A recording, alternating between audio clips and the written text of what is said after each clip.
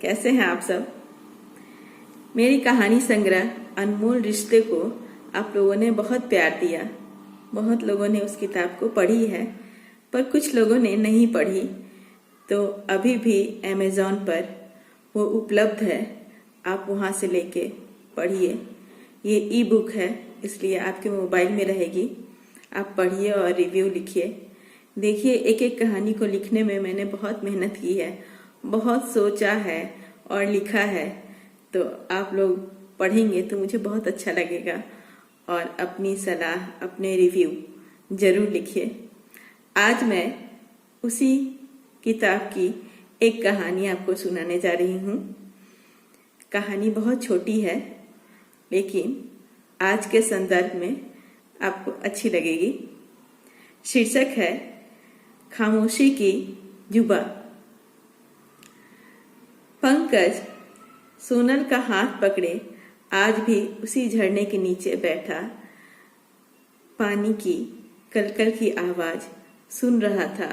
दूर से कहीं चिड़ियों की चहचहाने की आवाज आ रही थी और दोनों एक दूसरे में खोए उस आवाज को महसूस कर रहे थे, सुन रहे थे। तभी सोनल ने पंकज का हाथ दबाते हुए कहा कि पंकज, अगर मेरे घर वाले नहीं माने तो क्या होगा। पंकज ने हंसते हुए चुटकी ली और कहा, होना क्या है, किसी अच्छे लड़के को देख के तुम्हारे घर वाले तुम्हारी शादी करवा देंगे। सोनल ने कहा, मेरी शादी तो हो जाएगी, तुम क्या करोगे। उसने कहा, तुम्हारी शादी के बाद मैं भी शादी कर लूंगा। फिर 1-2 साल बाद तुम्हारे बच्चे हो जाएंगे और तुम उसमें इतनी बिजी हो जाओगी कि तुम्हें फुर्सत ही नहीं होगी किसी और के बारे में सोचने की। सोनल ने कहा, क्यों, तुम्हारे बच्चे नहीं होंगे।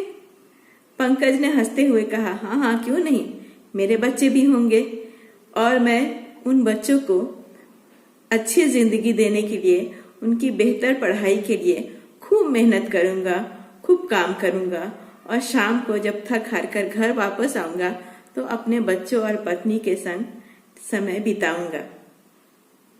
सोनल ने कहा, तो तुम मुझे कभी याद नहीं करोगे।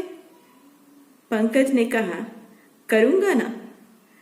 जब मेरी अनकही बातों को मेरी पत्नी समझ नहीं पाएगी, मुझे पढ़ने की कोशिश नहीं करेगी, तो मैं उदास होकर छत पे खड़ा चांद को देखूंगा और मन ही मन रोऊंगा।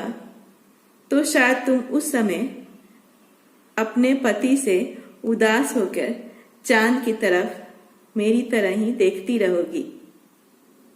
इतना कहते ही सोनल की आंखों से टप टप आंसू बहने लगा। उसने पंकज से विनती की, मना लो ना पंकज, मना लो अपने घर वाले को, आखिर मुझ में क्या कमी है। किसी से तो शादी करोगे ना, तो मुझसे क्यों नहीं। पंकज उसकी आंखों में देख डूब गया और कलकल की आवाज जो झरने की थी और चिड़ियों की